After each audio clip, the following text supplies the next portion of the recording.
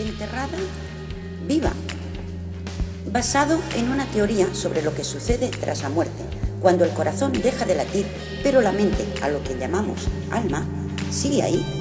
Descúbrelo a través de la historia de María, ama de casa tradicional, con la que podrás compartir su vida, sus dudas y sus preguntas sin respuesta.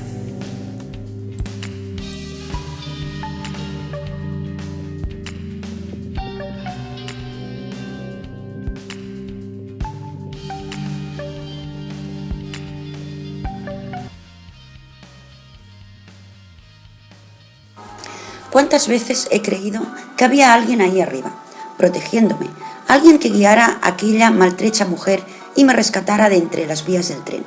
Alguien que, sin saber por qué, hacía que pisara el acelerador del coche y en otras ocasiones redujera. En ambos casos, y con tiempo de por medio, se produjeron sendos accidentes. Uno se siguió tras de mí. Si no llegó a acelerar, me hubiese visto involucrada. El otro fue anterior. Yo reduje, aún teniendo prisa, y menos de un minuto más tarde se produjo un accidente con varios coches implicados y muy graves. Ciertamente llegué tarde y afortunadamente a la colisión también. Fue horrible. Varios muertos y un chico aplastado entre los hierros de su coche, que con grandes esfuerzos consiguieron rescatar.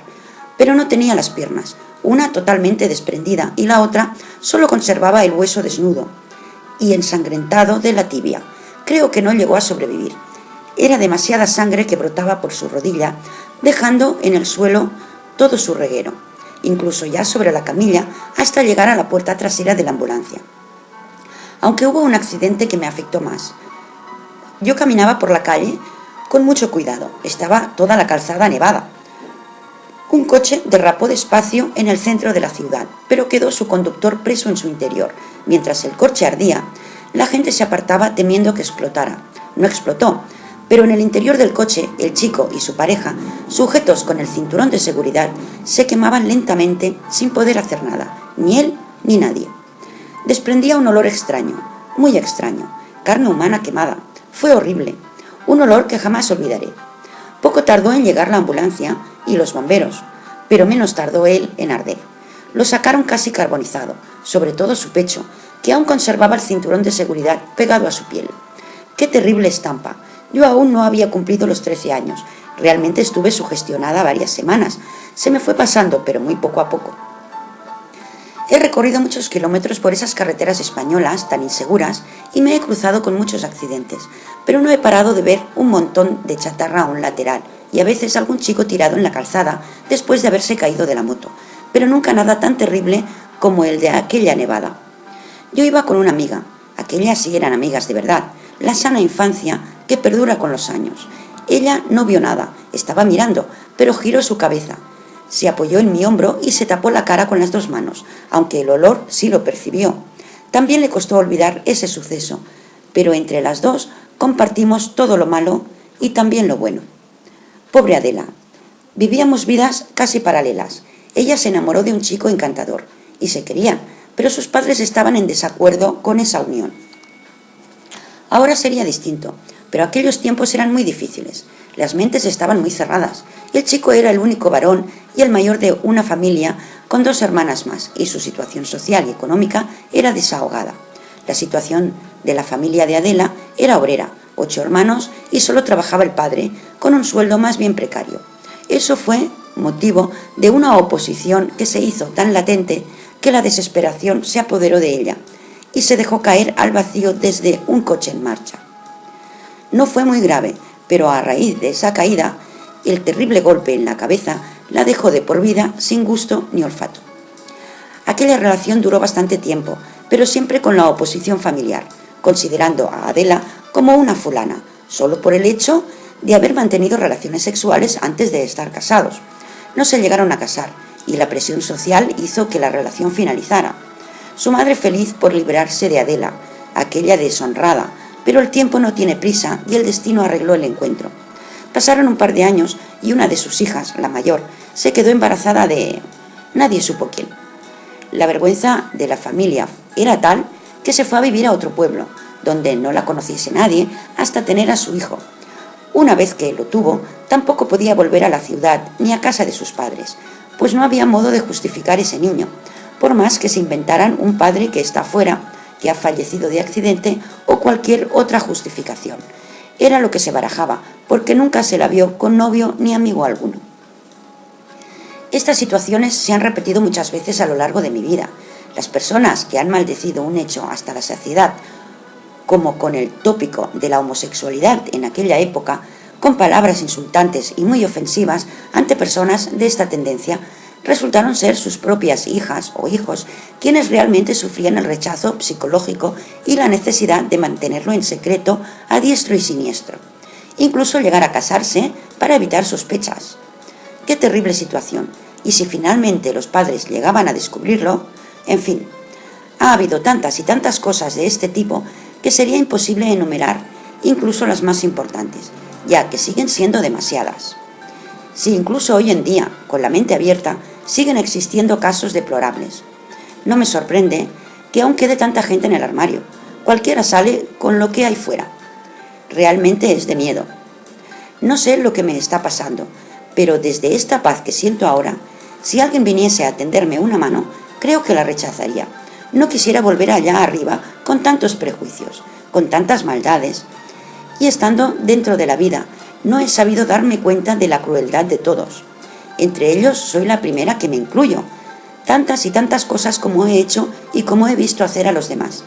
La vida es una locura y todo ha cambiado a cambio de un rato de felicidad, que sale realmente caro. Esos bellos momentos en los que desearía se parase el reloj y que sin embargo caminan más veloz. Y esos momentos terribles que se hacen eternos y que solo transcurren segundos. Aquí no hay reloj, no hay tiempo, no hay calendario y tampoco lo necesito. ¡Qué paz abriga mi alma! Ahora me siento en uno de esos momentos que diría, quiero que se pare el reloj y detener este momento para siempre. De nuevo su mente permanece vacía durante largas horas, más horas de las que su consciencia es capaz de calcular, y que llenando ese vacío de recuerdos vuelve a pensar. Qué bellos momentos aquellos, en los que me latía el corazón cuando estaba a punto de verle, mis manos crispadas, que retorcía una contra la otra intentando calmar mis nervios en la espera. De repente aparecía ante mí y se hacía la luz. Le miraba incansable y cuando su boca se unía a la mía, creía haber alcanzado el cielo, envuelta en una nube que me hacía flotar. Qué tiernos momentos, qué bello amor. Pasábamos cogidos de la mano y solo eso me llenaba de satisfacción. Incluso cuando nos separábamos me sentía feliz, porque lo llevaba dentro de mí y sentía cómo me abrigaba su amor, en cada momento del día y de la noche. ¡Qué tiempo tan feliz! No sé si se me hizo muy corto o realmente duró poco, pero lo que se me hizo eterno fue su ausencia. Infinita ausencia de la que me costó horrores acostumbrarme. Realmente no quería hacerlo porque no perdí la fe. Fue la agonía del tiempo quien me hizo ver lo inútil de aquella espera, que terminó en una batalla perdida. Sí, tantas batallas perdidas a lo largo de mi vida, por ser tonta y confiada. También es cierto que con el tiempo aprendí a cubrirme las espaldas y antes de confesar un secreto o una intimidad, debía saber también algo inconfesable de esa misma persona. Así, ante cualquier acusación, yo disponía de una respuesta, del mismo modo que acostumbraba a guardar mensajes, bien de móvil o de correo electrónico, sobre todo en situaciones delicadas o injuriosas. Era el único modo de demostrar mi verdad y a que mis palabras contra las de un buen actor o una buena actriz acabara perdiendo una nueva batalla. Qué bien me vino aquella vez que intentaron desprestigiarme de un modo tan ruin. Tenía mi página social y profesional en internet, con la publicidad para mis ventas y el chat para informar de cualquier duda. Me encontré una chica sin más y de vez en cuando hacía alguna pregunta que yo contestaba también sin más. Parecía querer introducirse en mi vida, con algunos halagos sueltos, pero mis respuestas eran bastante escuetas, más en cuanto a lo personal, y por lo visto no consiguió sus propósitos. De repente comenzó a decirme cosas extremadamente insultantes. Observé su perfil y por más que miré no la conocía de nada. Una fotografía, un nombre, un apellido y una ciudad cercana. Sin embargo, a medida que escribía en mi muro, a la vista de todos los que en ese momento estuviesen conectados, escribía cosas cada vez más graves, mencionando personas y situaciones reales, muy cercanas a mí.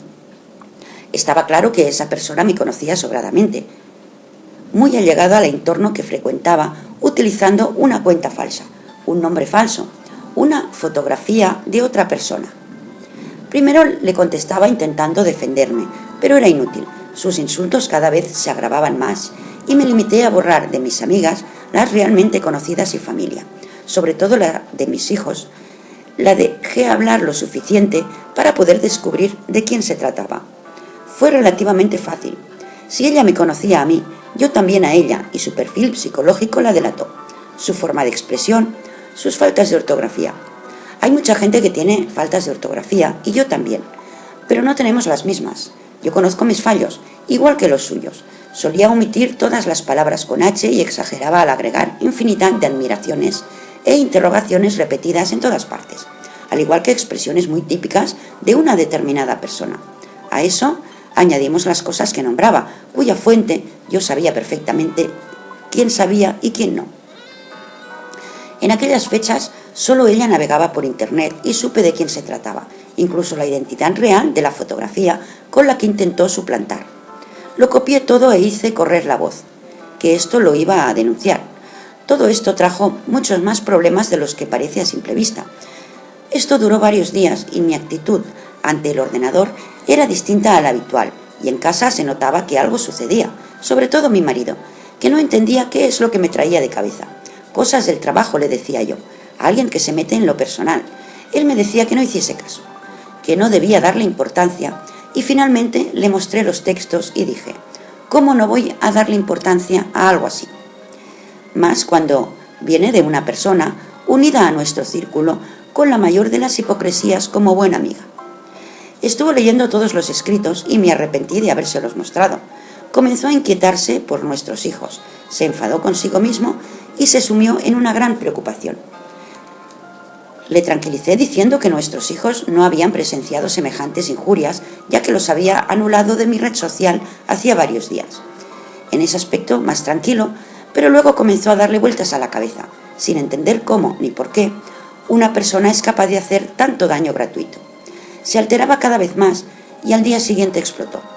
Tuvo una grave subida de tensión, un mareo exagerado que apaciguó sobre la cama al perder en cierta manera el sentido, ya que sus ojos fijos hacia un solo punto, sin ver nada, ni entender lo que le decía. Llamé a la ambulancia y fuimos al hospital. Ya no me hervía la sangre, ahora la mayor preocupación era que saliese de este estado. No fue fácil, pero con el tratamiento médico constante se fue recuperando. Volvimos a casa y el problema no se había solucionado. Es más, envié un mensaje a la susodicha, anunciándole la gravedad de su actitud, y como bien sabía, es muy buena actriz. Tardó menos de 5 minutos en llamarme por teléfono, alterada, preguntándome de qué la acuso e interesada en el estado de mi marido. Hacía semanas que no nos hablábamos, y si nos veíamos me miraba fatal, casi con odio, y en esos momentos por teléfono me estaba casi elogiando al recibir una acusación por mi parte. No puede ser con lo buenas amigas que somos, me dijo. Yo respiré hondo y me callé. No quería alterarme. Solo le comenté lo mal que estaba mi marido por el disgusto, al enterarse de lo mucho que me quiere una persona especial, sobre todo por los piropos recibidos en mi red social. No volvió a interesarse por el estado de mi marido. Supongo que el remordimiento de conciencia impidió marcar ese número de teléfono que tiene tan a mano. Mi marido insistía en ir a verla y decirle 4 cosas bien dichas, pero me negué. Ella también iba a negarlo todo y lo único que conseguiría sería otra alteración. Mejor esperar que se calmen los ánimos, aparte de ordenar mis pruebas y esperar respuesta de la chica real de las fotografías y descubrir si ha actuado como cómplice o realmente no tiene nada que ver. Cuantas más pruebas tenga en la mano, mejor, a la hora de discutir un tema y conseguir que se delate ella misma. Una vez se aclaró todo, ella sería la mayor perjudicada, por represalias de los otros amigos que acusó en sus escritos, ya que mencionó unas relaciones con menores de edad, devaneos con la prostitución, abusos a niños y algo más. Eran acusaciones muy graves. Claro, es muy sencillo acusar con el rostro cubierto, y finalmente conseguí desenmascararle. Pagó muy cara su travesura, marcada por la envidia, y habiendo inventado devaneos con la prostitución con el tiempo, fue su propia hija quien acabó trabajando en una casa de citas.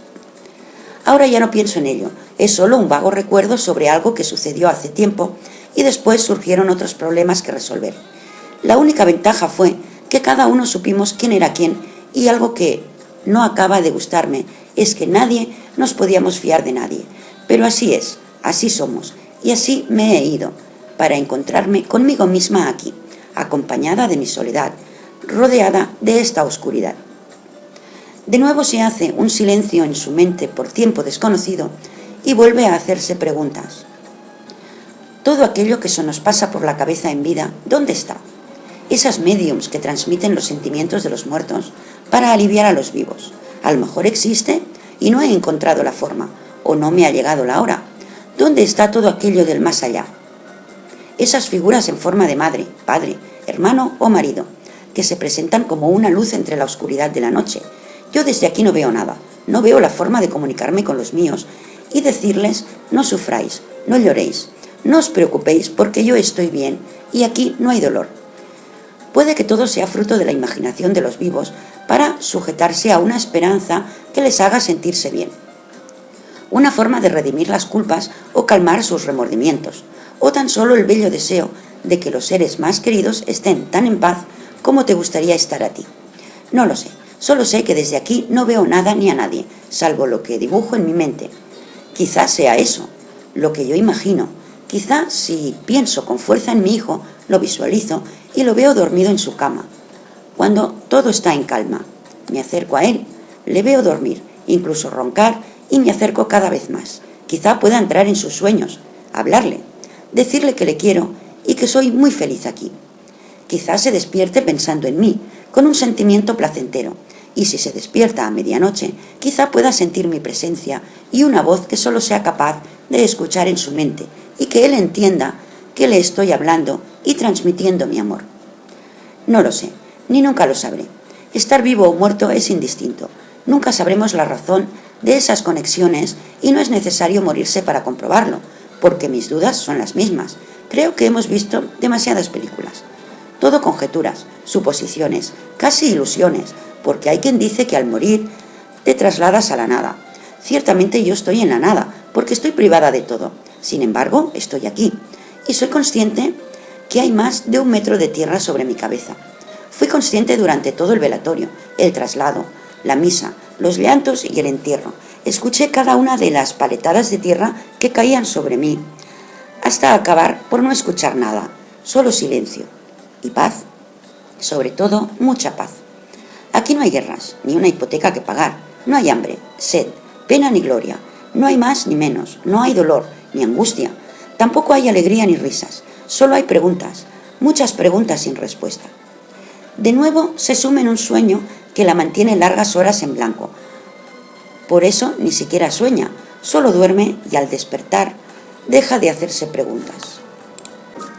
Qué ingrata ha sido la vida conmigo, siempre rodeada de situaciones circunstanciales y nunca se cumplió ni uno solo de mis sueños. Tengo ganas de llorar, expulsar del interior toda mi pena, pero no puedo llorar, solo pensar, y no comprendo por qué me siento así.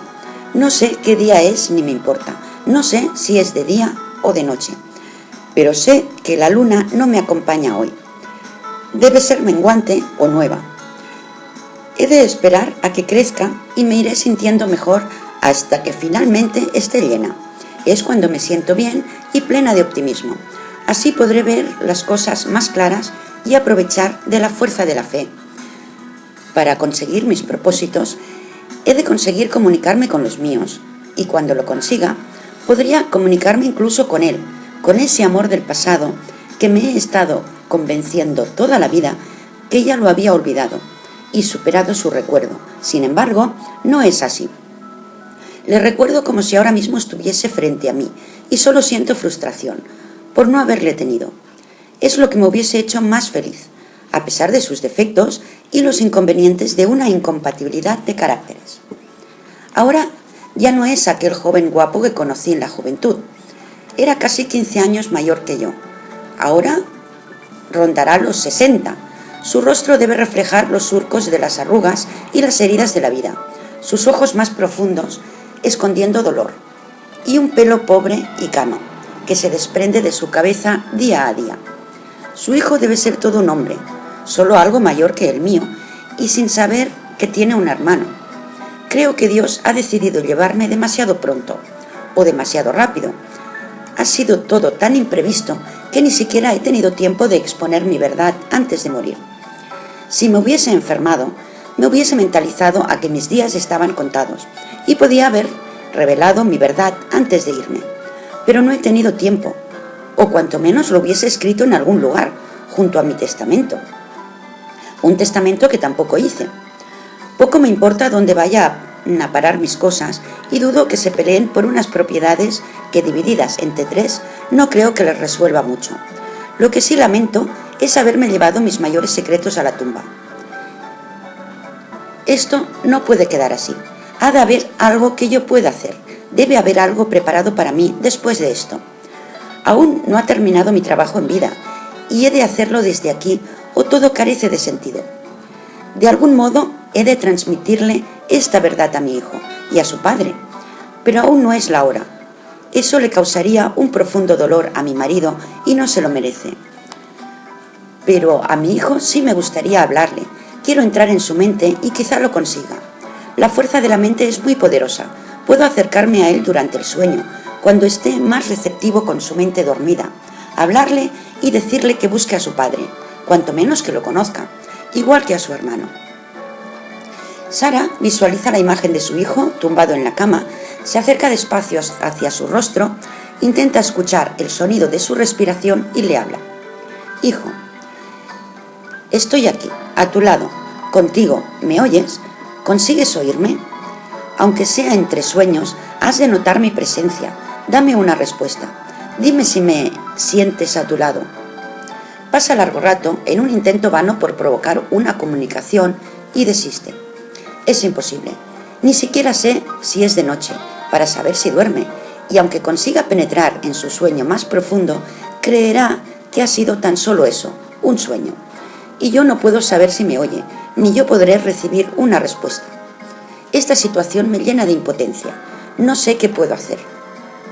Ante una situación tan desconocida, desvía su mente hacia otro lugar, hacia otra dimensión, o hacia algo que no la hacía sentir tan desgraciada de su propia muerte y sueña. Me hubiese gustado que las cosas fuesen muy diferentes. Me hubiese gustado construir una casa de cristal, un espacio llano, amplio y sin nadie alrededor. Una casa en el ombligo del mundo, transparente, que desde fuera solo se refleje el entorno y dentro esté solo yo, con los míos, con los que más quiero, desde donde pueda ver todo lo que me rodea, lo bueno y lo malo, pero que nadie me pueda ver a mí. Así no podrían saber qué soy, quién soy, qué hago, dónde estoy, ni conozcan mi voz.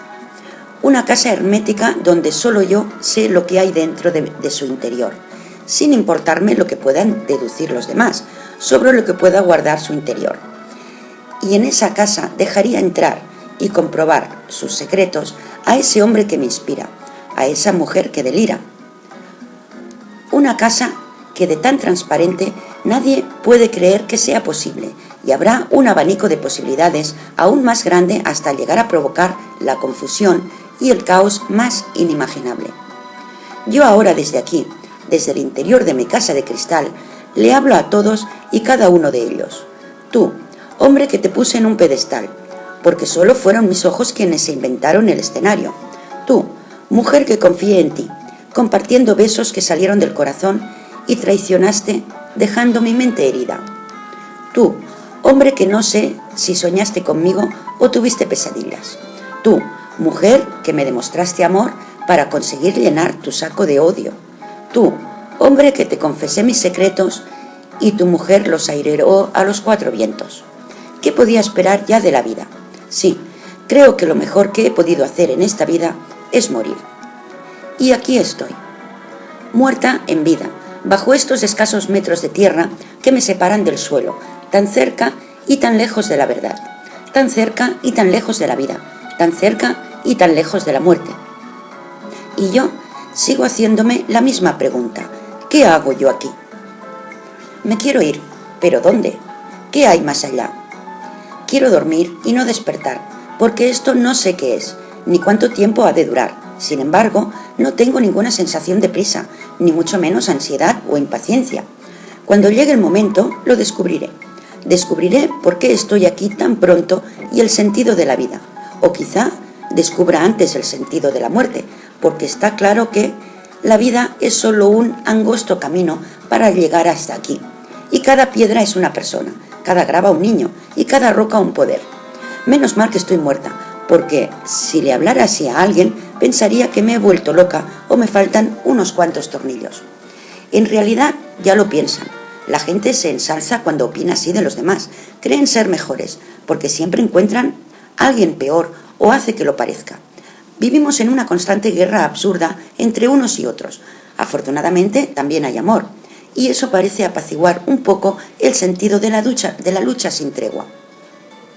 Ciertamente, viendo las cosas desde aquí, sin razón o con frialdad, la vida es un asco, siempre luchando, manteniendo el sentido de posesión hacia lo que es tuyo e intentando siempre más. Y por otro lado, un mundo maravilloso de amor y paz sería tan sumamente aburrido que no haría feliz a nadie, sin ese ánimo de superación. ¿Qué es lo que realmente nos ayuda a mantenerlos vivos? ¿Qué queremos entonces? Aparte de lo que no tenemos, claro, ya que cuando lo tenemos, ¿para qué desearlo si ya está ahí, como culminación de un deseo? Si una hada madrina pudiese hacer realidad 3 deseos, pediría salir de aquí, casarme con él y vivir en mi casa de cristal. ¡Qué ironía! Encima somos masoquistas. Estoy comprobando que la vida es un asco y, sin embargo, mi primer deseo sería ese: volver a ella y vivir. ¿Qué fuerza tan imperiosa nos empuja a la vida? Que tan mal nos trata, que cada ápice de felicidad se paga a un incalculable precio y que a lo largo de los años vamos acumulando cicatriz tras cicatriz. Recuerdo a aquella señora, una vecina, muy buena mujer, luchadora nata, que con su esfuerzo y trabajo consiguió que sus hijos se hiciesen hombres de bien, una posición acomodada y unos nietos que la enorgullecen. Sí, su marido no era muy deseable. No trabajó nunca y apenas le apoyó en el recorrido de su matrimonio, pero tenía asumida esa situación desde siempre, hasta que un buen día se suicidó. Nadie supo comprender por qué. Guardaba una frustración en su interior y nadie supo qué. Yo creo que después de ir al entierro de su hermana, se cruzó frente a frente con la muerte y comenzó a pensar. Sus hijos ya no la necesitaban. Los dos, felizmente casados, bien situados, y se preguntó lo mismo que yo: ¿qué hago yo aquí? Su esposo no le aportaba nada y cada vez le costaba más trabajo soportarle. ¿Para qué luchar? ¿Para qué vivir? Decidió reunirse con su querida hermana cuanto antes y así lo hizo. Fue un golpe muy duro para todos, sobre todo para su hijo, que al llegar a casa la encontró colgada de una soga bordeando su cuello. Por la mañana temprano oí maullar a un perro y sentí una sensación extraña. Pensé que maullaba porque su dueño lo había dejado solo, pero no era así. Presentía lo que estaba pasando. Más tarde escuché los lamentos desesperados de su hijo y algún insulto suelto. Pensé que el perro le había mordido y se estaba quejando, pero recordé: esta vecina no tiene perro. El animal era de otro vecino que parecía percibir lo que estaba sucediendo. Más tarde se supo lo sucedido, por el constante entrar y salir de gente a la casa, entre policías, forense, médicos y familia. Sobre todo familia, desesperada, sin saber por qué había sucedido algo así. Nunca lo sabremos, deducimos mucho, cada uno algo distinto, pero saber, del mismo modo que nadie sabe que estoy aquí, ni yo sé cómo transcurren las horas y los días de los míos. Me gustaría comunicarme con los que me rodean y compartir sensaciones, hablar con todos aquellos que están como yo, aquí bajo este puñado de barro. Hay gente que debe llevar aquí muchos años y otros que posiblemente han venido después de mí. Quisiera compartir sensaciones y entre todos descubrir el modo de comunicarnos con los vivos. Podríamos guiar el camino de los nuestros, ayudándoles y evitar que cometan errores y guiarles en el camino hacia la felicidad. Quisiera comunicarme también con mi madre, esa mujer a la que nunca conocí. Mi padre siempre me explicaba delicias de ella, y a veces me he preguntado si en el fondo mi padre murió odiándome por ser la causa de la muerte de mi madre. Quisiera también hablar con él y decirle que si es así, Yo lo siento en mi corazón, del mismo modo que él, y aunque nunca haya dicho nada, hacerle saber que compartimos el mismo sentimiento. No sé qué extraña enfermedad afectó a mi madre, que su cuerpo no superó ese parto, su único parto. Creo que, si fuese hoy en día, mi madre se hubiese podido salvar. ¿Cuál es el error entonces? ¿Es el tiempo? ¿Acaso nacemos en un tiempo que no nos corresponde? ¿Hemos nacido en un tiempo equivocado con precipitación? Ella no hubiese muerto tan pronto, ni yo tampoco. ¿Qué extraña enfermedad me afectó para traerme hasta aquí? Quizá para reencontrarme con ella, pero ¿dónde está?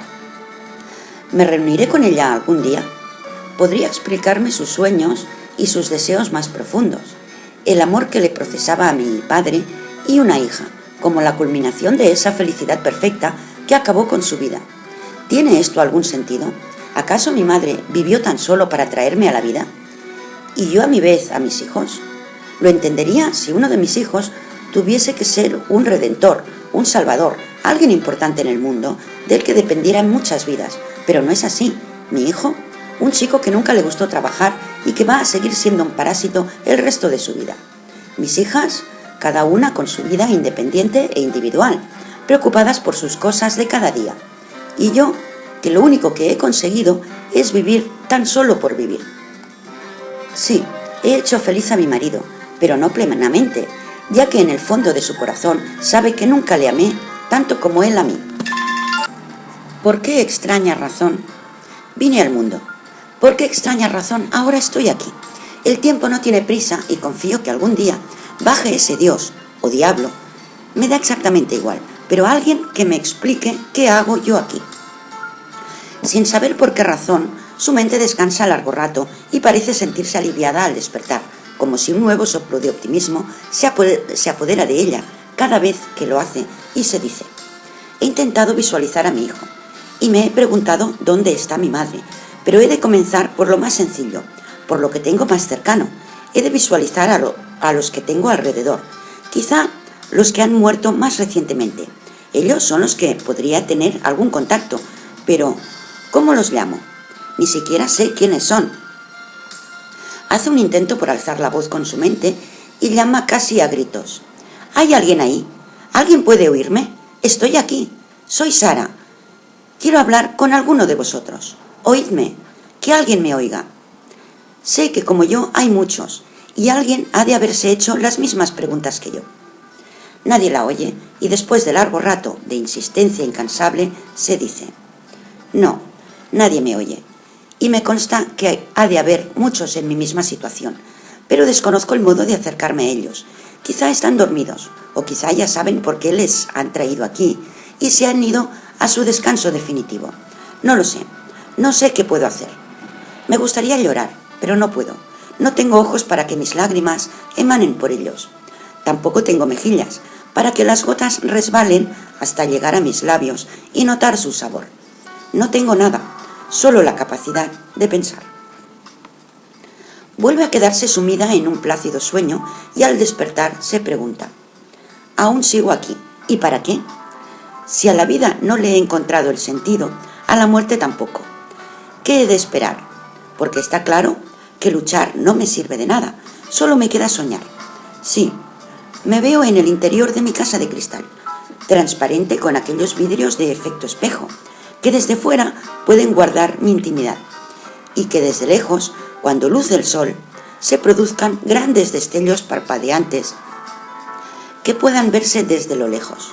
Todo el mundo sabría que esa es mi casa y que yo estoy ahí, compartiendo mis mejores sueños, con los dos grandes amores de mi vida, cogidos de la mano y mirando al exterior, observando cómo pasa la gente sin poder evitar mirar hacia arriba y contemplar tan bellos destellos que emanan de nuestro amor compartido. Los niños pueden venir a visitarnos siempre que quieran, y a ninguno ha de faltarles nada. Han de venir a mi casa a cargarse de energía positiva, que puedan llevarse a la suya y compartir con los suyos, con sus novios, sus maridos, sus hijos, sus amigos, sus compañeros de trabajo, sus vecinos y con todos los que se cruzan en su camino. Una luz de protección y bienestar que haga de sus vidas un reconocimiento donde puedan decir: ha valido la pena vivir. Sin querer, visualiza la estampa y ve a su amor cubierto de luz, al igual que a su hijo mayor y las niñas que vienen y van. Y se dice: parecen ángeles deslizándose por la casa, y él se acerca a mí flotando, mirándome como si yo fuese lo único en su mundo, nuestro mundo, compartiendo en el interior de esa casa. Me gustaría que estuviese aquí conmigo. Estoy segura que si estuviese aquí nos podríamos comunicar y le diría todas esas cosas que en vida no tuve oportunidad de transmitir. Pero no vendrá. Ni siquiera estuvo en mi entierro, ni siquiera supo que me fui. Han pasado tantos años, tantas cosas, que ni siquiera sé si guarda un rincón en su memoria para mí. No sé hasta qué punto importa eso ya. Me siento sumida en una soledad precipitada y no puedo pensar si es mejor o peor. De seguir viviendo, lo más probable es que hubiese acabado mis días con una enfermedad, las típicas de la vejez, una embolia, que podría dejarme inútil sobre una cama al cargo y cuidado de mis hijos o los servicios sociales. O quizá un Parkinson, que impediría poder usar mis manos para las cosas más comunes, como atinar a coger la manilla de la puerta para abrirla, atinar a bajarme las bragas para hacer pis, justo en el centro del hueco de un inodoro, o la imposibilidad de coger una cuchara, atinar a llevarla a la boca, conservando aún un resquicio de sopa. O quizá Alzheimer. ¡Qué horror! Esa es la peor de todas. O quizá la mejor. Mi mente destruida. No reconocería a mis hijos, ni a mi marido, ni mi casa. Nada. Tendría recuerdos vagos que se confundirían con el presente y sería horrible, sobre todo para ellos, porque para mí viviría en un mundo irreal, en mi propio mundo microscópico y entremezclado sin entender qué ni por qué no. Un vegetal de alma, pero no de cuerpo, justo lo contrario de cómo me siento ahora, solo que desde aquí no sacrifico la vida de nadie. De todos modos, si hubiese sido una carga para los míos, posiblemente me hubiese llevado a un asilo, donde nos mantienen a todos hacinados en un reducido espacio, sentados frente al televisor, con una misma cadena, hagan lo que hagan, miren o no miren. Y después, a cenar esa comida de rancho, sin sal ni especias, y esos postres caducados que se los han vendido a muy bajo precio. Y después a dormir, todos a la misma hora, tenga sueño o no, del mismo modo que al levantarnos, y hacia el patio a tomar el sol, haga frío o calor. Y más vale que no digas nada, ni mucho menos te quejes, o añaden a la leche uno de esos tranquilizantes para caballos que te dejan zombi durante todo el día.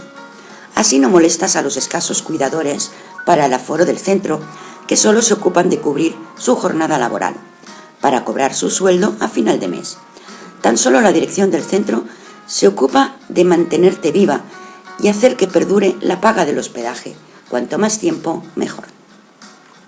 Yo creo que estoy mejor aquí. No como ni bebo, no veo la televisión, ni han de hacer mi cama cada mañana, ni los míos han de cubrir ese gasto inútil cada fin de mes. Total, el panteón ya está pagado. La pena es que mi padre decidiese comprarlo tan tarde, ya en la madurez. Pero claro, ¿cómo se iba a imaginar, con menos de 30 años, en comprar un panteón familiar? ¿Cómo él podría prevenir que su esposa muriese justo al dar una vida? Qué triste final para tan alegre comienzo. Pero así fue, y muchos años después decidió comprar el panteón.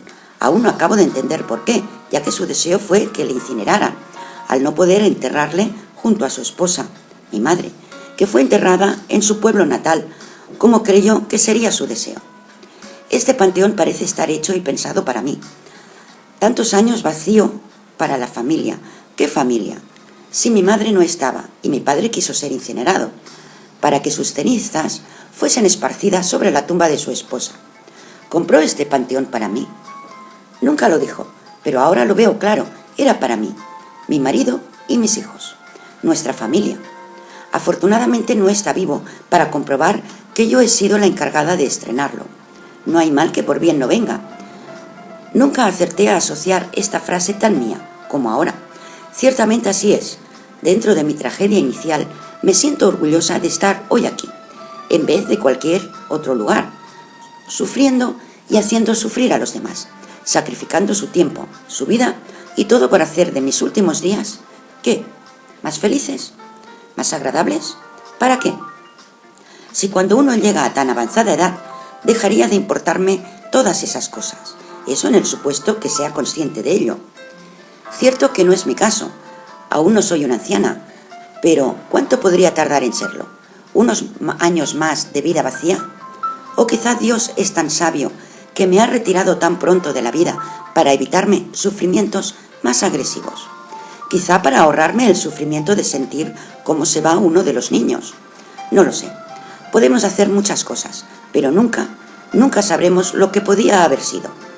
A veces pensamos que mejor si hubiésemos hecho las cosas de otro modo, pero eso es solo un modo de consolarnos o justificarnos. Yo creo que las cosas son como son, y así debían haber sido. Luchar y nadar a contracorriente no es más que un reto consigo mismo, para no llegar a ninguna parte. Sí, con orgullo hace que aumente tu autoestima, pero en la realidad no has llegado a ninguna parte más que donde tus capacidades te han permitido. ¿Y a qué precio? No hay juez capaz de tasar un valor a esta sentencia. En su oscuridad divisa tonos distintos del mismo negro, destellos más oscuros que otros, entremezclados entre grises que se difuminan entre marrones, pero todo muy oscuro, y entre efectos casi ópticos intenta divisar algo. Veo caras, formas, que ahora no me dicen nada, pero entre tantas partículas que se unen entre sí en constante movimiento, pueda encontrar algo, una forma, una imagen, algo que me diga en silencio, algo que me haga saber. No piensa ni razona, solo mira entre la oscuridad en busca de una señal, una figura que le dé una respuesta. Veo sombras, veo el rostro desfigurado de una mujer, unos labios. Ahora veo raras piedras y un suelo árido, como si no hubiese llovido nunca. Veo unos pies descalzos. Son de un niño que parece nunca ha llevado zapatos. Veo más rostros, muy de cerca, pero se me difuminan muy pronto. No consigo divisar quiénes son, ni siquiera a quién se parecen. Veo chispas diminutas que parecen caer sobre mí y emanan de un mismo punto fijo. ¿Qué puede significar esto? Busco algo y no sé qué. Solo quiero ver algo, reconocer a alguien de entre estos rostros. Ahora veo a un hombre de espaldas, con una chaqueta marrón, pero no consigo ver su cara. Está abrazando a alguien. Ahora está de lado, parece que rueda sobre sí. Me está abrazando, pero no consigo verle la cara, solo el pecho. Es un hombre mayor, ha de ser mi padre, es él que me abraza. Intenta mantener esa imagen por más tiempo, pero no lo consigue. Se le borra y de nuevo ve figuras redondas que se entremezclan unas con otras. No le he visto bien, pero era él, mi padre, que desde donde quiera que esté, me está diciendo que me quiere, que me protege, que está cerca de mí. He de seguir buscándole y también a mi madre. Tarde o temprano he de reencontrarme con ella. No la llegué a conocer, pero mi padre me solía hablar de ella y he visto las pocas fotografías que guardaba tan celosamente en su apolillado baúl que le había regalado a mi madre para guardar sus dos únicas joyas. Qué mal lo debió pasar mi padre en aquellos tiempos. Y peor después. Mis abuelos maternos se opusieron desde el principio a su relación. Se supone que debía ser el hombre quien debiera soportar la carga económica para agasajar a la mujer, y en ese caso no era así. Ella era de buena familia, y mi padre un trabajador con agallas y ambición, pero tan joven, aún era solo un trabajador. Su lucha por ser aceptado en la familia era inútil y su amor transcurrió a escondidas. Ella quedó en estado y fue la causa por la que casi les obligan a casarse. Aunque no por ello mi padre fue aceptado, tan solo tolerado y obligado a cumplir con sus obligaciones morales hacia su hija. No lo tenían planeado, pero así fue, aunque para ellos fue motivo de una felicidad extrema. Yo creo que las malas vibraciones de la familia, esos malos deseos hacia esa relación, fue lo que acabó con ella, mi madre, que pagó el horror de sus mismos padres. Realmente se salieron con la suya, romper esa relación, pero ¿a qué precio? Su vida. Ella pagó el desdén de sus propios padres y perdura en su descendencia. Sí, solo yo, pero nunca me quisieron. Puede que su odio perdure aún en sus corazones, culpabilizándome de su muerte, y yo como ella aún estamos pagando la misma adversidad. Sin embargo, mis abuelos paternos, qué bellas personas, tan amables, tan buena gente, y me querían con locura, tanto como a su propio hijo. Se desvivían por los niños cuando eran pequeños, y por el bienestar de los otros dos, aunque no sé por qué extraña razón, la actitud con mi hijo mayor fue distinta, como si algo desde lo más hondo de su corazón les hubiese anunciado que ese no era nieto suyo, como un sexto sentido que recuperas solo en la vejez. Qué extraño. Nunca había reparado en ello y creí que se ocupaban más de sus nietas por los vestiditos, el pelito, que la abuela se entretenía en colocarle lacitos y turbantes. Pero no, un niño cuando es un bebé y un nieto se le quiere igual. Pero había cierta reticencia que no supe ver, incluso cuando tuve la oportunidad de comparar al nacer mi hija. ¿Cómo no supe darme cuenta antes? Qué sabios son los mayores, y nosotros, ingratos, ignorantes, les tratamos como un trasto viejo e inútil. ¡Qué vida tan desordenada! Intenta no pensar en ello ante la inutilidad de un conocimiento que le causa aún más impotencia y vuelve a buscar entre la oscuridad a la figura de su padre, al que ahora comienza a ver de un prisma distinto, al que vio durante toda su vida. De niña lo veía muy por encima de mí, como alguien inalcanzable, un referente tan perfecto que me inducía a querer ser como él, pero algo me decía que eso no lo lograría nunca. Era mi maestro y quien me enseñó todo lo que sé, pero al crecer comencé a verle de otro modo. Me crispaba su sobreprotección, que me impedía actuar como yo realmente quería. Ciertamente, si me pongo en su lugar, yo hubiese hecho lo mismo. Debía entender que un hombre marcado por la opresión del país en aquella época, obligado a ser el cabeza de familia, por ser el hijo varón mayor de 7 hermanos, un padre que estaba, pero como si no estuviera, debió ser muy duro, sobre todo en la posguerra, que a pesar de su corta edad, tuvo que trabajar para ayudar a su madre y hermanos.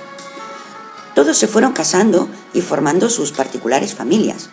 La penúltima hija también se casó, pero permaneció en casa de sus padres, y el pequeño, el único que cursó una carrera y fue el que se casó ya de mayor. Aún así, no cumplía aún los 30 años, pero en aquella época lo normal era formar una familia antes de los 25, ya que la mayoría de edad era a los 21, y cuando por fin pudo hacer su propia vida y no conseguir sacrificándola por los suyos, cuando por fin consiguió ser feliz, se tropieza con tantos inconvenientes que una vez superados se vuelve una victoria efímera. Y todo por mí, por nacer yo, pero de no ser así, sus suegros no hubiesen permitido su unión. No sé qué hubiese sido mejor, o qué hubiese preferido él, si renunciara a ella a cambio de su vida, o tenerla a costa de perderla tan pronto. No creo que de conocer ese trágico final hubiese preferido no tenerla. De todos modos, no la tuvo. Solo le quedaba yo como única familia, única descendencia, como único recuerdo de ella. Quizá por eso tuvo tanto miedo de perderme, por eso me sobreprotegía tanto. Pero yo no lo entendía así. Yo solo pensaba en salir y divertirme, y siempre creí que no confiaba en mí. Y no era eso, sencillamente tenía miedo. Sí, él era mi referente tan perfecto que hasta tenía miedo. Duros y largos años tuve que soportar sintiéndome atada, ligada a unas normas que no coincidían con la época, quizá con la suya, pero no con la mía. Y no pude ni quise entender. Simplemente, a medida que pasaba el tiempo, nos fuimos distanciando, y cuando me casé, no volví a escucharle. Hice mi vida a mi manera, y él se convirtió tan solo en mi padre. Ya no era mi referente, ni mi maestro, y los años pasaron demasiado deprisa para los dos. Realmente nunca disfruté de su madurez, ni mucho menos de su vejez. Ahora sería absurdo arrepentirse. Así fue y así sucedió. Ahora lo veo tan distinto, tan desprotegido, tan débil, pero lo he visto entre la oscuridad y me abrazó. Eso significa que me quiere y no me guarda ningún rencor. Yo creo que desde donde esté, me ha estado protegiendo, guiando los pasos de mi vida para evitar errores y locuras mayores que en momentos determinados se me han pasado por la cabeza. Vuelve a mantener la mente en blanco, buscando entre la oscuridad cualquier señal de alguien para no sentirse tan sola, hasta quedar vencida por un largo y placentero sueño, pero al despertar conserva en su mente la misma imagen que hasta parece obsesionarle, su padre. Qué ingrata fui. Él que sacrificó su vida por mí, que a través de mí mantuvo vivo el recuerdo de su amada, mi madre. No se volvió a casar, y eso para un hombre es muy duro. ¿Tan grande y puro fue ese su único amor? ¿O fui yo, con mi egoísmo, que le impedí rehacer su vida? No era esa mi intención, pero con mis poquísimos años no creo que hubiese podido ver a una mujer, cualquiera que sea, como mi madre. Una madre que nunca conocí y que a la misma vez nunca eché de menos. ¿O sí? Recuerdo mi niñez con mucha naturalidad. Tuve siempre presente la figura de mi padre y desde muy niña me explicaba que mi madre estaba con nosotros, aunque no la pudiésemos ver. Que había niños que sí la veían y otros no. Con ese convencimiento crecí. Una señora mayor se encargaba de la limpieza y de mí. Me llevaba a la guardería cogida de la mano, igual que el resto de los niños. Nunca me sentí discriminada ni distinta a los demás. Mi padre me concienció de nuestra situación del mismo modo que me explicaba que igual que hay ricos y pobres, altos y bajos, felices y desgraciados, nosotros somos una familia normal, ya que todas las familias no son iguales. Unos viven con sus abuelos y otros no. Hay quien tiene muchos hermanos y otros no, como era mi caso. Crecí feliz, aunque ya en mis primeros cursos escolares y mi comunicación con los compañeros de clase, noté, aparte de las variantes que mi padre me explicaba, que todos mis compañeros tenían una madre, que nombraban mucho más que a su padre, y yo en cierta manera les imitaba y omitía el hecho de que no la tenía, ya que todos ellos sí la tenían físicamente. No sé si mi actitud fue un acto consciente o inconsciente, pero quien pagó las consecuencias fue la pobre señora Dolores, que por mi falta de aclaración acabó despedida. Yo lo entendí mucho después, y mi padre también, pero ya era muy tarde. Una de mis amigas se asustaba cada vez que se ensuciaba, ya que su madre la iba a castigar y dejarla sin merienda. Recuerdo que un día que me ensucié de barro los zapatos, llegué a casa y cuando Dolores me preparó la merienda, no quise comerla. Ella me insistió mucho en hacerme otra cosa más apetecible, incluso prepararme expresamente mi merienda preferida, que eran los dulces de los que no debía abusar. Aún así, no quise comer y dije que estaba castigada por haberme embadurnado los zapatos. Intentaba convencerme de lo contrario, pero no lo consiguió. Todo quedó como cosas de críos. Imitaba muchas veces a mi amiga, que la castigaban encerrada en su cuarto por haber suspendido una asignatura, y yo que había suspendido 2, me encerré en mi cuarto sin salir y también sin merendar. Tanto duró mi encierro que llegó mi padre y preguntó qué pasaba. Le dije que estaba castigada por haber suspendido y, contrariamente a enfadarse conmigo o decirme que no pasa nada, se enfadó con Dolores, matizando que le había dado órdenes expresas de que no se me castigara nunca, que de eso era tan solo él el encargado. Yo seguía en mi habitación y no escuché su conversación, solo sé que la señora Dolores no volvió más. Mi padre llamó a su agencia de confianza y solicitó otra señora, matizando el comportamiento que deseaba para conmigo, y se incorporó al día siguiente. Supongo que era una señora distinta, pero yo en aquella edad vi una señora más. Solo recuerdo que su comida me gustaba más, pero me agobiaba un poco el trato empalagoso que tenía conmigo. Me daba besos muy a menudo y no soportaba que me pellizcara los mofletes. No sé si fue eso o comprobar poco a poco que mi familia era distinta a la de mis compañeros de clase, y comencé a pasar cada vez más tiempo sola en mi habitación. Tenía un retrato de mi madre, que hasta entonces apenas le había hecho caso y que ahora lo cuidaba con esmero, sobre la mesita de noche, de forma que permaneciera visible, y le comencé a hablar. Le explicaba lo que había hecho en el colegio, lo que hablaba con mis amigas, lo que pensaba de la nueva cuidadora, lo que había comido, todo. Se lo explicaba todo día a día, como si fuese un diario, pero sin escribir. De eso se enteró mi padre mucho después, y no pareció sentarle bien. Le dije que ya sabía que quería que creyera que estaba con nosotros y que sabía que no me había dicho la verdad, para que no me sintiera sola. Por eso hablaba con ella. Por lo visto, ahí mi padre comprobó que no iba a pasarme la vida siendo siempre una niña. Es cierto que para mí el tiempo pasaba muy lento, pero para los mayores y eso lo tengo comprobadísimo, el tiempo pasa en un plis-plas, y cuando te das cuenta, ya peinas canas. Mi padre intentó hacerme comprender la situación real y hacerme desistir de hablar con aquel retrato, pero yo ya estaba demasiado acostumbrada a hacerlo, era como una droga, no podía acostarme sin antes explicarle todas mis cosas, incluso las más íntimas. Llegó un tiempo en que mi padre casi me lo prohibió y tuve que seguir haciéndolo a escondidas y muchas veces en silencio. Tiempo después, mi padre retiró el retrato de mi mesita de noche y ese fue el mayor disgusto que me podía provocar. Desde aquel día ya no vi a mi padre del mismo modo. Nunca se lo perdoné. Me volví rebelde y nuestra vida se hizo bastante más difícil.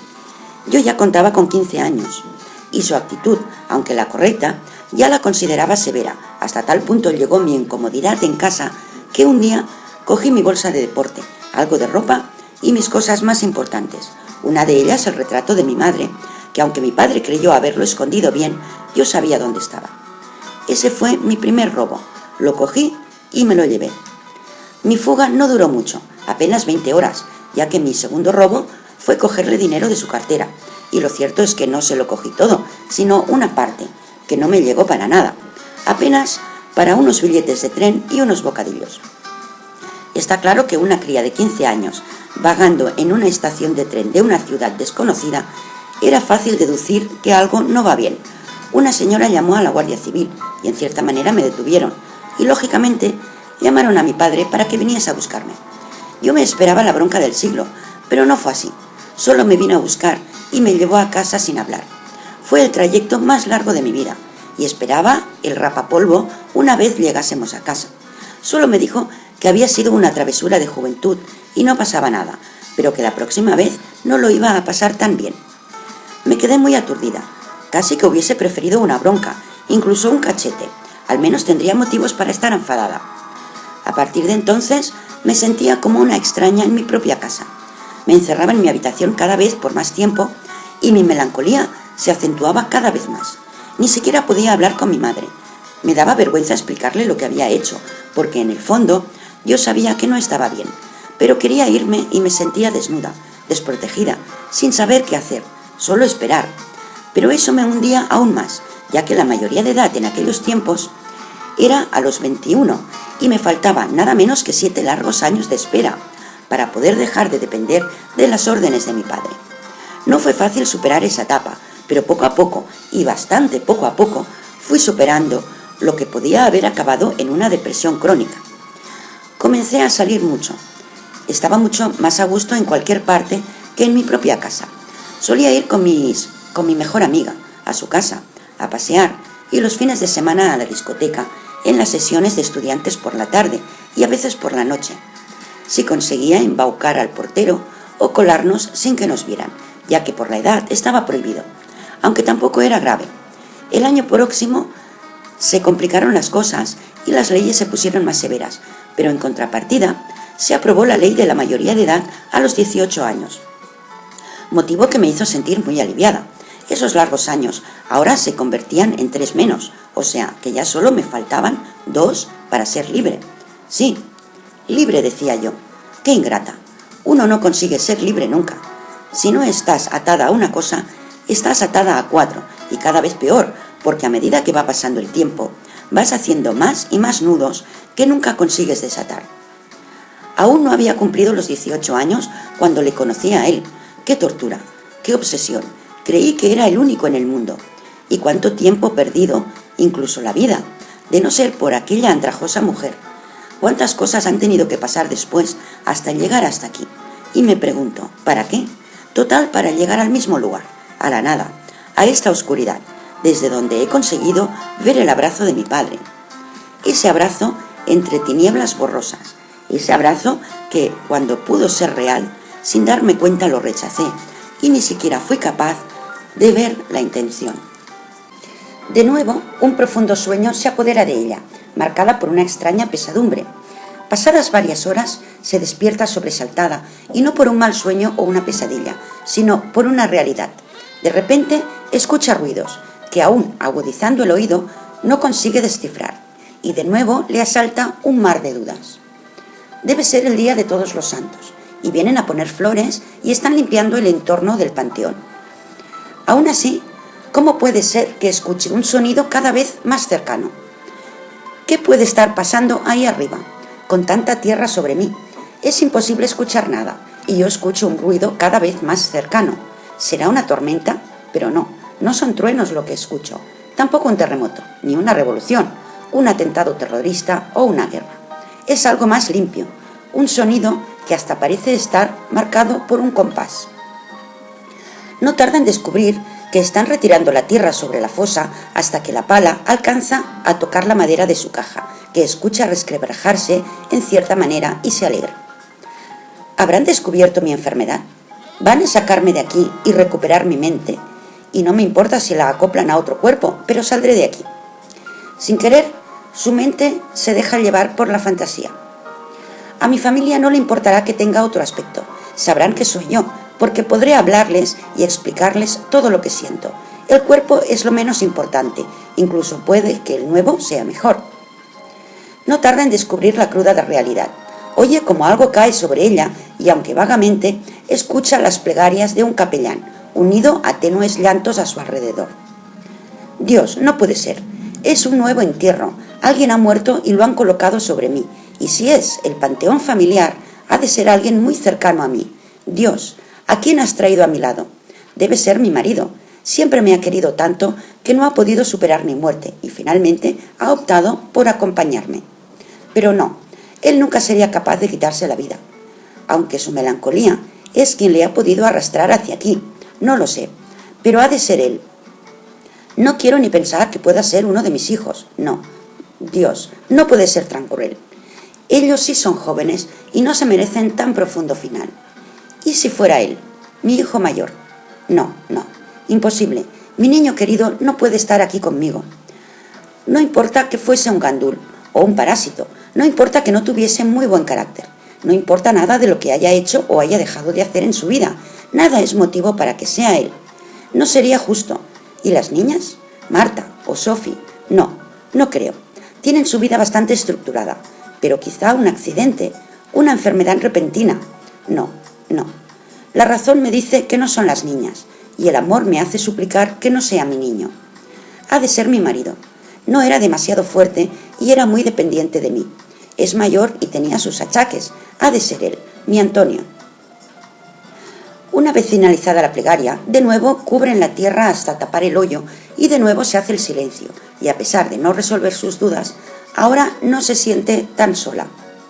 A partir de ahora podré hablar con mi compañero en la oscuridad. No importa si no puede responder, será como cuando hablaba con mi madre. Tenía ante mí su retrato y nunca me importó que no dijese nada. Me complacía saber que al menos me escuchaba. Era la única persona que lo hacía y a mí me hacía sentir reconfortada. Ahora es distinto. Ya sé que no sé con quién estoy hablando, no sé a quién me he de referir, si es a mi marido. No tengo mucho que explicarle, que no sepa ya, salvo mis sensaciones aquí dentro y ese gran secreto, aunque algo me dice que en lo más profundo de su ser ya sabía lo de mi hijo y no le importó. Por eso nunca se le ocurrió ni siquiera insinuar esa posibilidad. Pero, ¿y si no es él? ¿Cómo puedo saberlo? De nuevo se sume entre sus sombras en busca de una respuesta reflejada en una imagen, vagabundeando entre su mente, pero no encuentra nada, solo formas que se difuminan en la oscuridad, y de nuevo repasa el sentido que cree ver en la vida. Ciertamente, aún no comprendo por qué nacemos, por qué existimos. Para encerrarnos en una jaula de grillos e iniciar una carrera desenfrenada hacia arriba, a ver quién llega antes y a ver quién lo hace mejor. Ya ni qué hablar del consumismo y de quién tiene más. Total, una carrera para llegar hasta aquí. ¿Y cómo? ¿Con satisfacción? ¡Qué gran premio!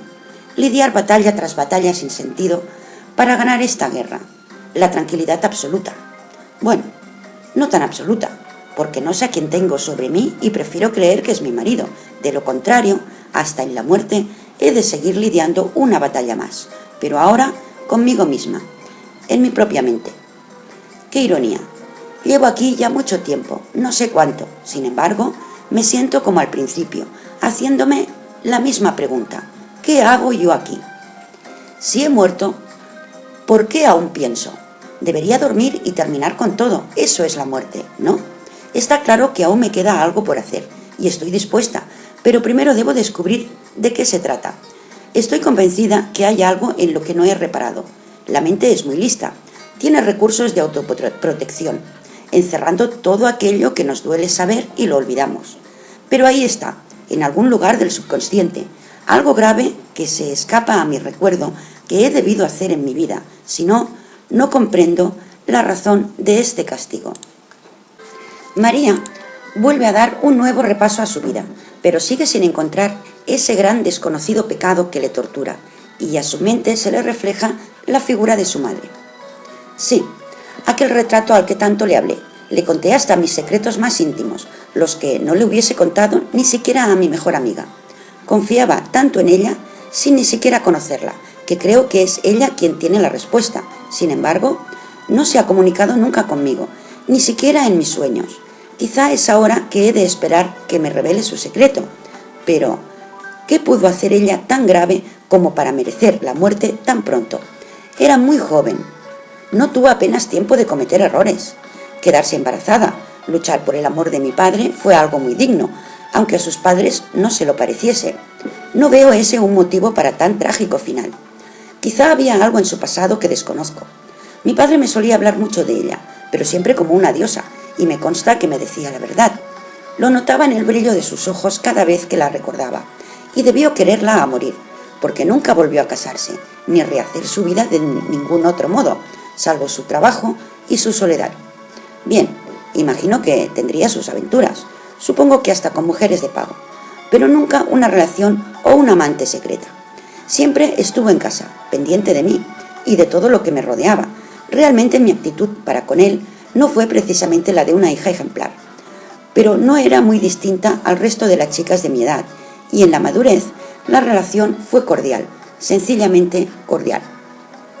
Lo que sí es cierto es que nunca le escuché un solo reproche, un lamento a Dios por haberse llevado el amor de su vida, aunque eso debió hacerlo en silencio, y quien se lamenta ahora soy yo, por no haber hablado con él, con la voz de la madurez, y animarle a que expresara todo aquello que llevaba dentro, incluso que llorara a rienda suelta, desahogando una pena que guardó solo para él.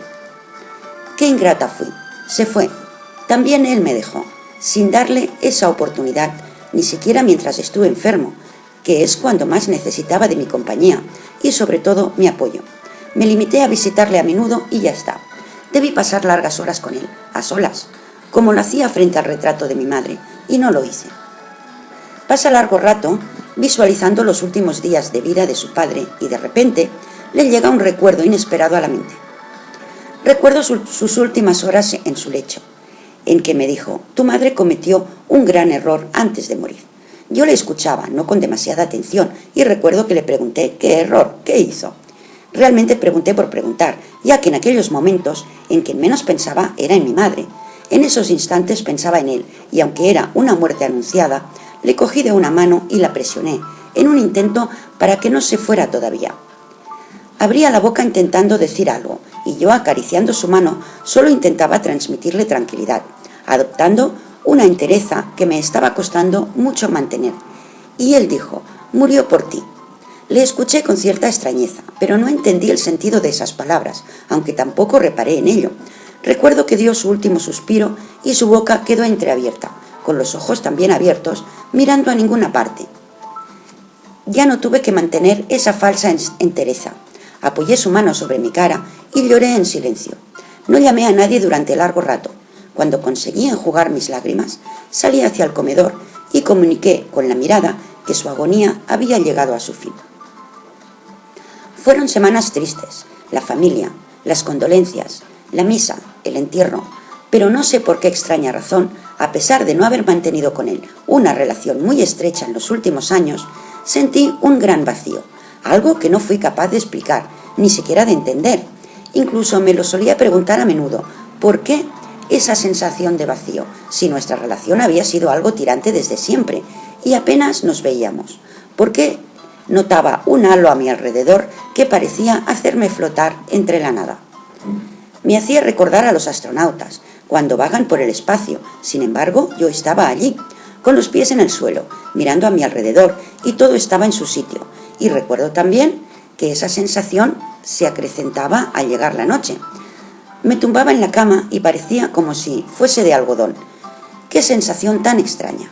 No sé cuánto tiempo duró, no sé si se fue paulatinamente o me acostumbré a ella tanto que ya me parecía normal. ¿Podía haber sido esa una señal? ¿Algo que mi padre quiso transmitir? Si fue así, lo cierto es que no lo advertí y he tenido que morir para reparar en ello. Creo que ahora lo comprendo. Antes no supe de la verdad de esta revelación. De nuevo ese sentido de autoprotección. Yo no quise entenderle, no me resignaba a sentirme responsable por la muerte de mi madre, y sin embargo lo era. Ese ha sido mi gran error, no reconocer mi culpa. Pasa unos momentos con la mente en blanco y recapacita. No supe entenderle, pero de haberlo hecho, ¿qué hubiese solucionado? Sí, lo sé, el poder del conocimiento, pero ¿hubiese hecho eso mi vida más feliz? No, yo creo que todo lo contrario, con esa carga sobre mis espaldas. Realmente, los hijos pagamos los errores de nuestros padres y a su vez transmitimos los nuestros a nuestros hijos. Visto desde el juicio de mi padre, su amada cometió el mayor error de su vida, morir por mí. Se presentó un parto muy complicado y estaba en riesgo su vida o la mía, y en contra de la opinión de mi padre, ella decidió que hicieran lo posible por mí y se olvidaran de ella. Y así fue, a pesar que mi padre expresaba que podrían tener más hijos. Creo que ese es el único reproche que mi padre le ha guardado toda su vida. Y para compensar esa falta, tuvo un comportamiento ejemplar hacia mí durante mi infancia. Pero luego se le fue de las manos. Se nos fue de las manos a los dos. Por eso en mi vida no he sido enteramente feliz. Del mismo modo que yo cometí un grave error al provocar el embarazo de mi hijo con aquel hombre y mantenerlo en secreto siempre, a él y a todos. Incluso mi mente ha vivido en la oscuridad y ahora, a oscuras, lo veo todo tan claro. Debí ser valiente y decir la verdad. Mi vida hubiese sido distinta, más feliz y, sobre todo, con la conciencia tranquila. Una conciencia que ni en la muerte me deja tranquila, ya que según esta revelación, ahora será mi hijo quien deba cargar mis errores, si no los está pagando ya. Se entremezclan en su mente dudas confusas, por un lado lo que piensa y por otro lo que se resiste a creer. No, no puede ser. Mi hijo es muy joven, no se merece esto, no se merece estar aquí conmigo. De nuevo se activa su recurso de autodefensa y se esfuerza en no pensar, desvía su mente hacia otro lugar, en su padre, y vuelve a recordar. En su lecho de muerte me dijo: tu madre cometió un gran error antes de morir. Yo le escuchaba con mucha atención, no comprendía qué quiso decir y pregunté qué era, qué hizo. Y en su último suspiro exhaló: ella murió por ti. Me quedé algo extrañada y nunca entendí el sentido de esas palabras, aunque tampoco reparé en ello. Me lo tomé como el último delirio de un moribundo, y sin embargo, ahora he tenido que morir para poder entenderlo. Ahora lo comprendo, antes no supe ver la verdad de esa revelación. Eso significa que me he pasado la vida pagando mis propios errores, y ahora en la muerte lo que estoy pagando es el error de mi madre. Su muerte murió por mí. Ese fue su error. Ella podría tener más hijos. En vida he estado pagando el error de haber nacido. Ese es el error por el que estoy pagando en la muerte. Por nacer. De nuevo se activa su autodefensa y se esfuerza en no pensar. Tal es su deseo que consigue mantener su mente en blanco el tiempo suficiente hasta quedarse dormida. Entra en un profundo sueño del que nunca despertará. Fin.